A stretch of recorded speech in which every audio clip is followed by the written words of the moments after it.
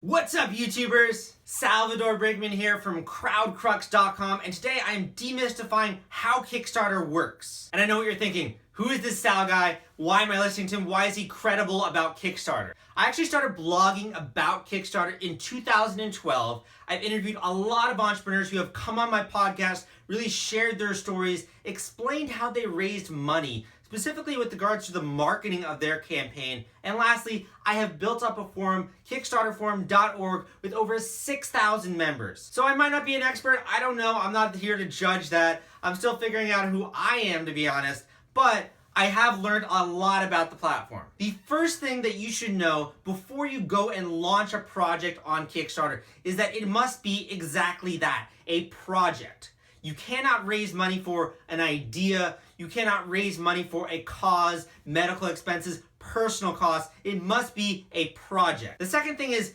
you are going to be launching a project on Kickstarter and you need a certain fundraising goal. That goal could be $10,000, $50,000. It should be the minimum amount of money that you need to complete that project. After you have a fundraising goal, you're going to be setting a fundraising duration. That could be 30 days. Probably the most common, frequent range that I have of the people that have come on my podcast is between 20 days and 45 days. This is the amount of time that you have to raise money for your project. Let's just say that you decide to set a goal of $10,000, but in 30 days you're only managing to get $8,000, and then the project ends, the campaign ends. You would not be able to keep any of that money. All of that money would be refunded to your actual backers. You're only allowed to keep the money that you raise if you hit or exceed your fundraising goal. This is what is called all or nothing crowdfunding, and Kickstarter is famous for this type of fundraising. When you decide to launch a campaign on Kickstarter, you're going to need a few different things.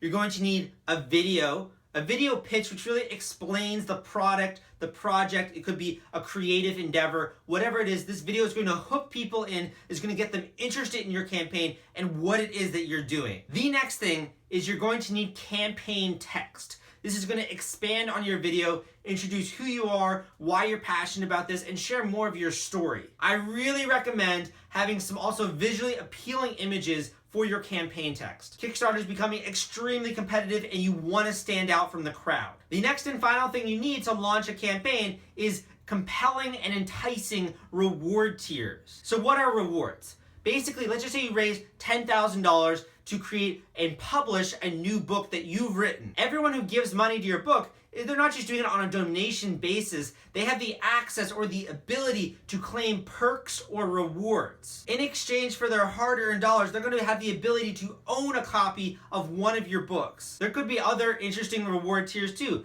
Maybe you decide to name a character after them. Maybe they're actually able to hop on a Skype call with the author and understand why it is they wrote this book. Or even, maybe they can contribute a line of dialogue to the novel. These rewards are meant to make people interested about becoming a part of your project. And that's all you need. It's free to set up a campaign. If you hit or exceed your goal, Kickstarter will take a 5% fee, and then there are some small payment processing fees. Keep in mind that there are some guidelines as to how to set up a great campaign, and there are also some rules and regulations with regards to what you can offer for rewards. I would recommend checking more of this out on Kickstarter.com just because it'd be way too much for this video to just list all of the prohibited rewards and things you can't launch as campaigns. The other thing I would like to say is that in the news, in the media, we see many extravagant, successful Kickstarter campaigns. Campaigns raising hundreds of thousands of dollars, millions of dollars in some cases, and we're led to believe that success is raising a lot of money, and it's not true. For me,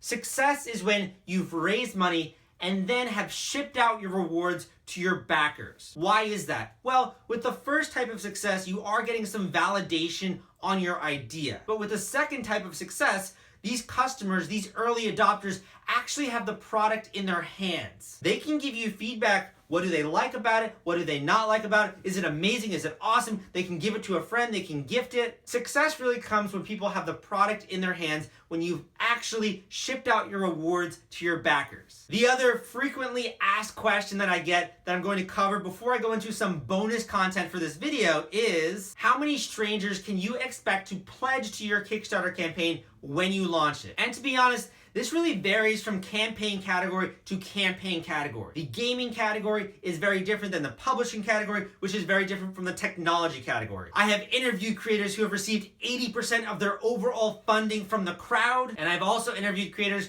who have received 1% to 0% from the crowd. I would say that on average, most creators will receive 50% to 30% from the actual Kickstarter platform. This means that you need to plan to launch with a crowd, with an existing tribe of people that are interested in you and what it is you're doing. You can't just expect to raise all this money from the crowd. This is not free money. I'm going to link to a video in the show notes which will explain a little bit more about the tools and techniques that you can use on Kickstarter. In addition, I'm going to be linking in the show notes to a free email course where you can really learn the best practices leading up to the launch of your Kickstarter campaign. I really hope this is helpful, guys. If you have any more questions, feel free to leave me a comment down below, give me a thumbs up, and please subscribe. I'm going to be putting out a lot more content on Kickstarter. I always invite new subscribers to join the CrowdCrux family, and also always leave me a comment. And my question of the day for you is, what project or campaign or idea would you like to raise money for on Kickstarter? Let me know in a comment below. I hope this was helpful. My name is Salvador Brigman, and I'll see you next time.